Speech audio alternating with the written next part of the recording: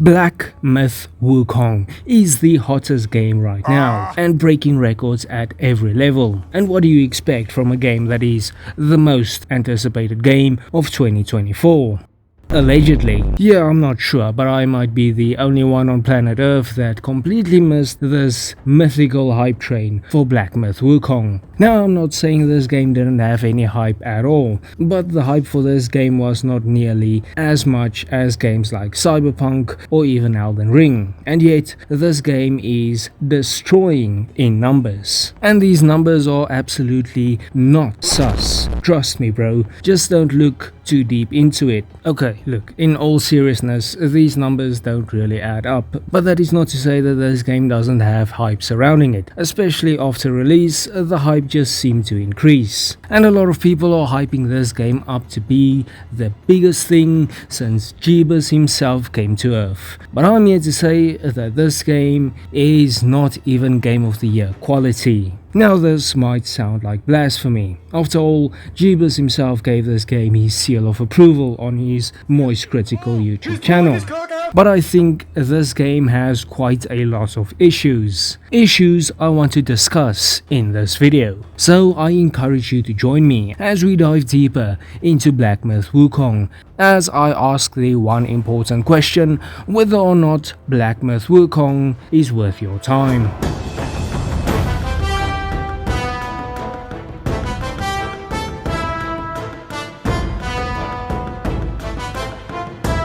The gameplay of Black Myth Wukong is kind of all over the place. There is a lot about the gameplay in this game that is pretty good, while there is also a lot of stuff that could have been done better and, well, sometimes, just kind of sucks. But let's start at a point. Let's start with the base combat mechanics itself. The gameplay is arguably the most important element of a video game, and in Black Myth Wukong, the gameplay is pretty solid, but it absolutely could be better. Let us start with the combat. The combat, as you would guess, consists of a light and heavy attack. The light attacks consist of a 6-move combo set, and the final hit of this combo set does some extra boink damage. On the other hand, the heavy attacks work with a focus point system. You build these focus points up by, well, dodging and whacking, and this builds up over time, and then the heavy attack will do a massive amount of damage depending on how much focus points you have. This is all pretty simple, except for the fact that I feel like the light attacks could have definitely been way better, and it is not necessarily because there aren't really that many moves in the combo or new moves that you unlock, rather due to the fact that they feel very weak and pathetic. Yeah, the light attacks in this game feel kind of floaty, and I think that is basically down to the animations. I'm not necessarily referring to the actual animations of, well, punching and boinking, but rather the hit animation of the enemies.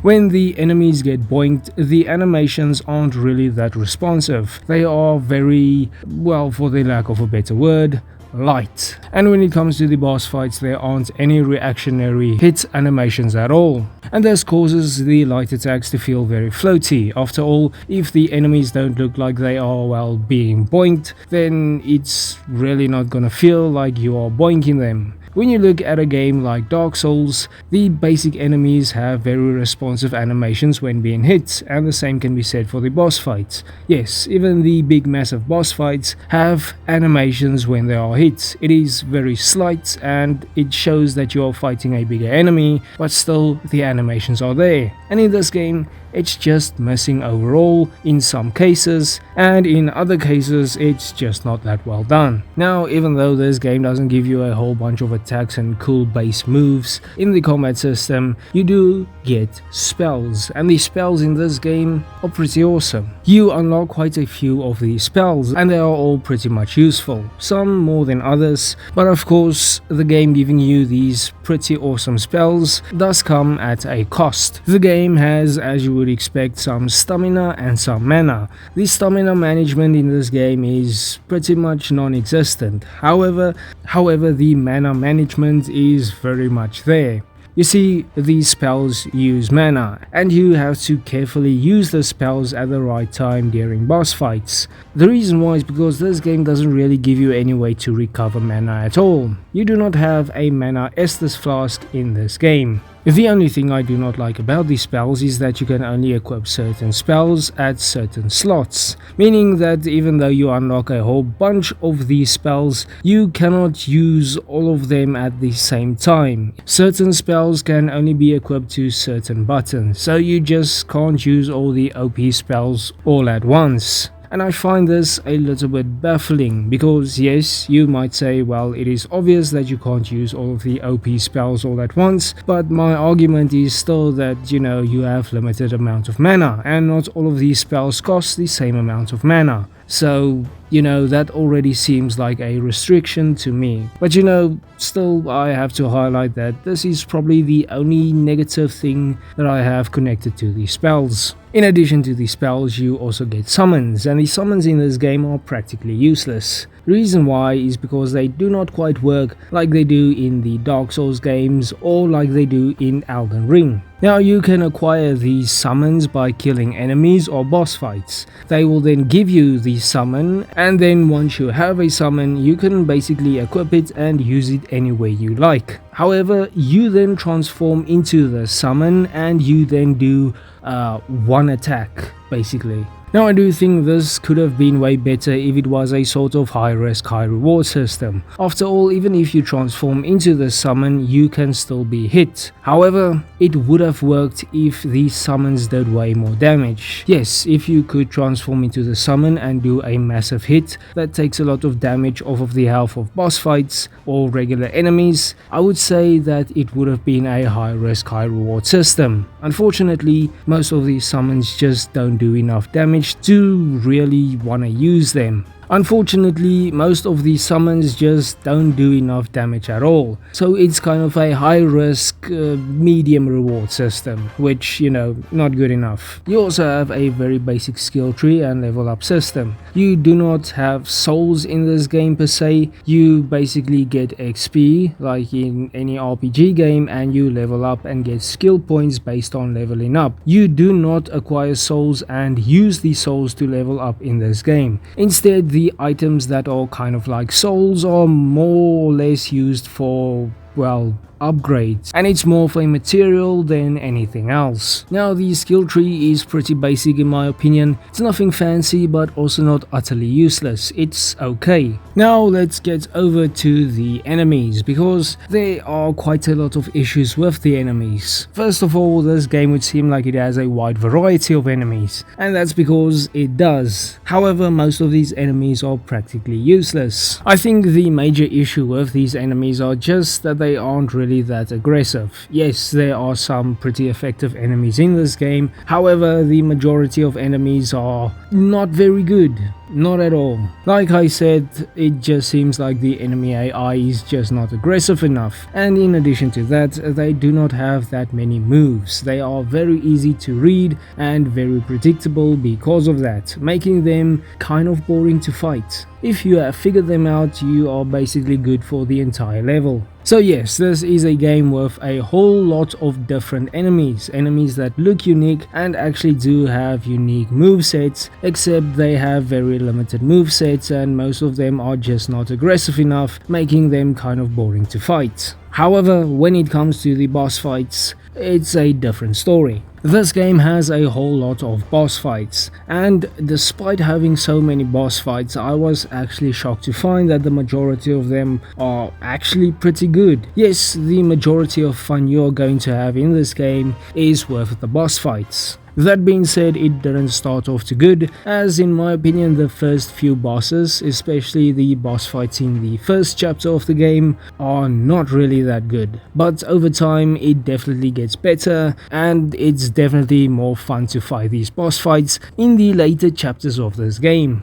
Overall, I think the combat experience in this game is pretty solid. Yes, the enemies not being that good does have an impact on the combat overall, and can kind of feel the combat to get stale, especially towards the end of each level. However, the spells in this game are pretty cool, and the boss fights are amazing. Maybe you can make an argument that the game needs a little bit more variety in the base combat attacks, and maybe in weapons, but I think overall in that department it is fine, and overall the gameplay is pretty enjoyable and probably the greatest element this game has.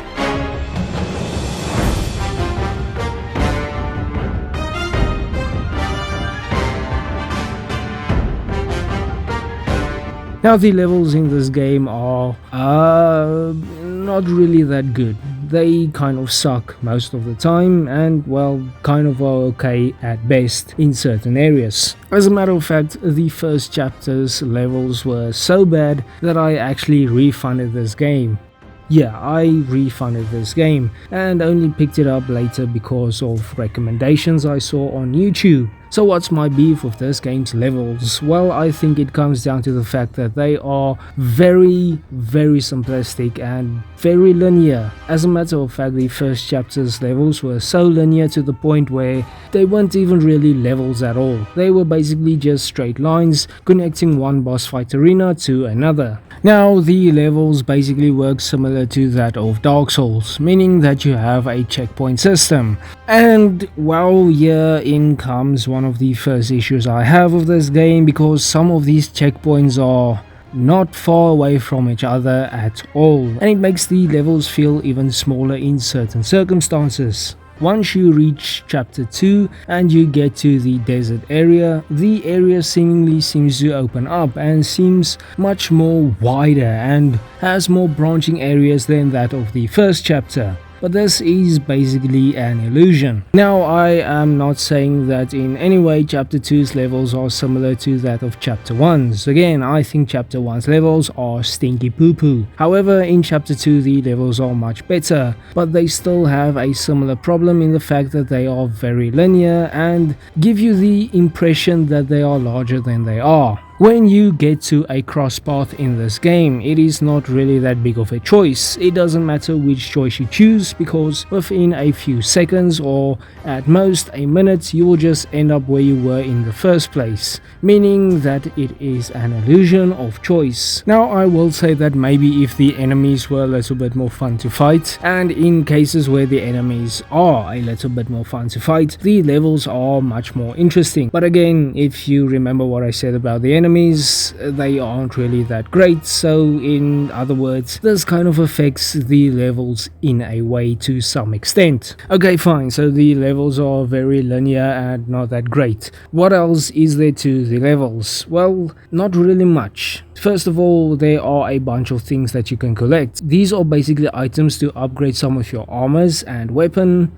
or to craft new armors or a new weapon. In addition to that, you have a bunch of other upgrade items that you can find. These items range from mana and stamina upgrades, which are pretty useful. However, again, the levels aren't really that much of a branching path or a level that's going to take you on a journey. You will basically just stumble across this stuff. They aren't really hidden away or locked behind some great enemy. Most of them are pretty straightforward to find, and I think this is a flaw, a pretty big flaw if you ask me. Again, items like these are pretty valuable, and in the case of a Dark Souls game, most of these items would probably be behind a big buff enemy that is quite tanky, or some hidden path that you have to traverse through. But in Black Myth Wukong's case, it's not the case. Not the case at all, and I think it has the effect of making these items feel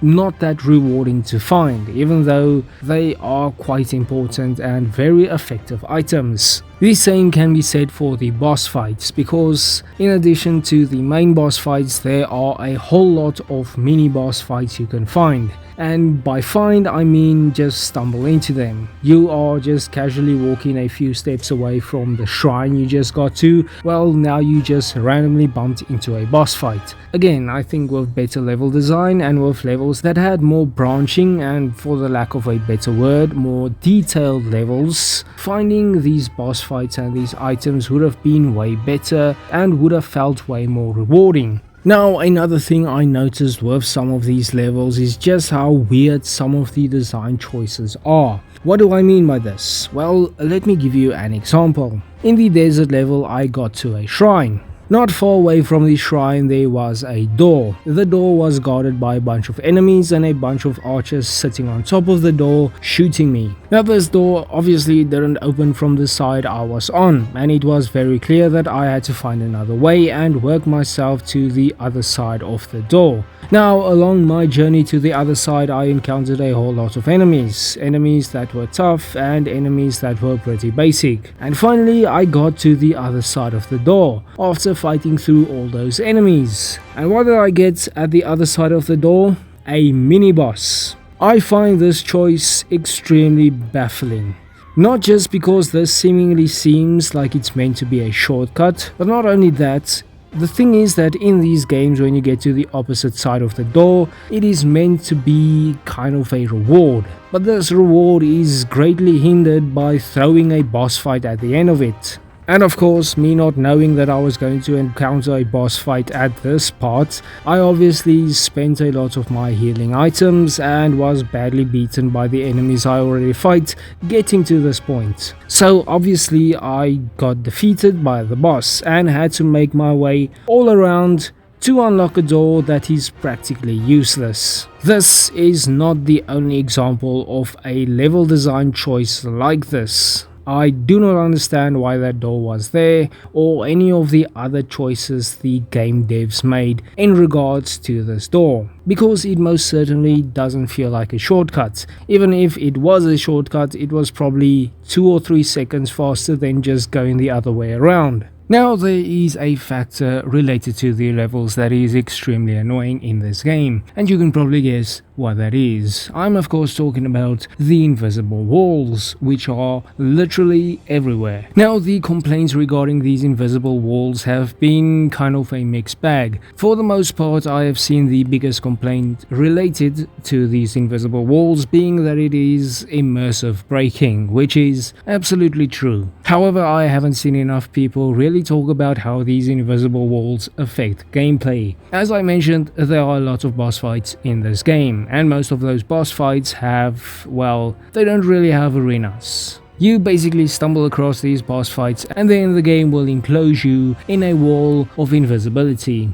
Another problem with this is that these invisible walls do not give any indication of you getting closer to it, meaning that you can constantly run into these invisible walls and it will definitely cost you to, get absolutely dunked on by these boss fights. And the amount of times I lost a fight that I was pretty much in control of because of the invisible walls were way too much. This happened way too many times. And this is not even to talk about the fact that these boss fights are not restricted by these invisible walls. They can, just go through it as they please, and this again causes trouble because sometimes a gap will open up for you to punish, but you can't because you are blocked by an invisible wall and the boss is standing on the other side of it. Yeah, that is a major problem and definitely an oversight from the developers. Now this problem is not only related to the boss fights but to the regular enemies as well, because these same problems happened with the regular enemies in this game as well, and is why to me these invisible walls are such a big problem in this game. They aren't just immersion breaking, they are problematic in terms of gameplay as well. Now when it comes to the levels in this game, it kind of feels to me like everything else was thought of first and that the majority of time was spent on making all the other stuff, and the levels were kind of just an afterthought. The levels are very poorly designed, not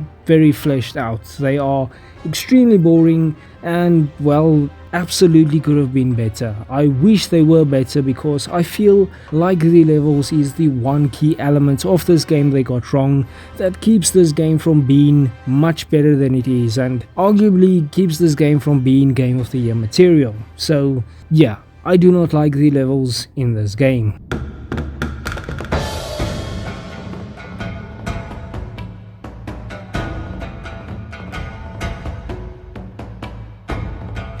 Usually I would take these two elements and talk about them in their own separate sections of the video, but I do not really have that much to say about each of these elements, so I'll just stick them together. Visually, the game is good. There are a lot of beautiful environments in this game. There are one or two environments that don't really stand out and are kind of boring, but for the most part, the environments are very beautiful. As for the graphics is pretty much what you would expect from a game that comes out in 2024. It's not the crisis of our generation, but it's good. Now there are maybe one or two character models that I would say doesn't look up to par, but despite those handful of character models that I would say is pretty not that great, visually the game looks pretty much up to standard. It looks pretty decent, it looks pretty good, and there's not much to complain about in regards to this element of the game. As for the story of this game, I would say it is pretty decent.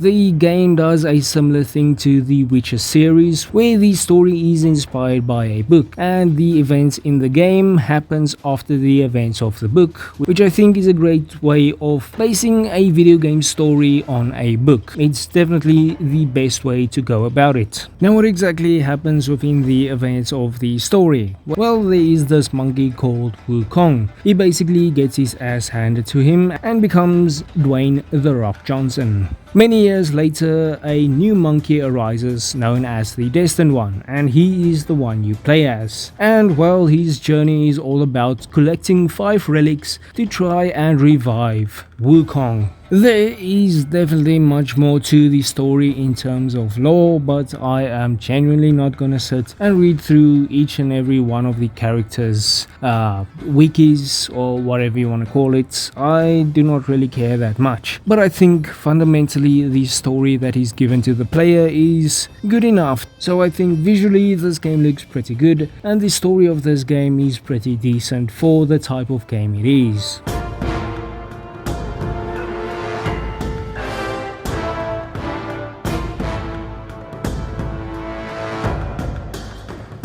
Black Myth Wukong was definitely a fun experience. I definitely think it is a good game, but I genuinely don't think that this is Game of the Year quality. But that in itself is not necessarily a negative thing about this game, because this is yet another game from the eastern side of the world that is actually delivering on giving us a very fun and good experience. Much like Stellar Blade that came out earlier this year, Lies of P that came out at the end of last year, this is another game that shows quite a lot of promise, and I am definitely excited to see what the developers of this game come up with in the future. Yes, I would say this is a good game. It's definitely one of the better games I played this year, but again, this year has not exactly been fireworks in terms of good games released, so that's something to take into consideration. However, it's definitely still one of the better games of this year.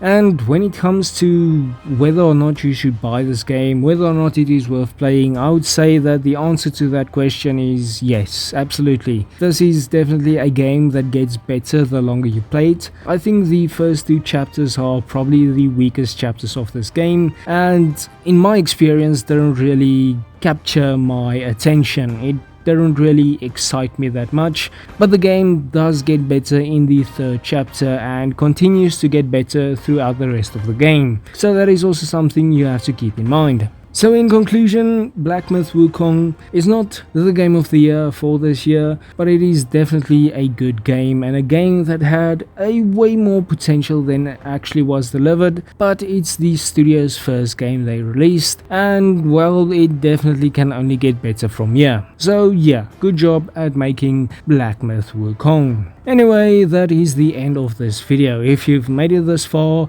I thank you very much for watching. Bye bye.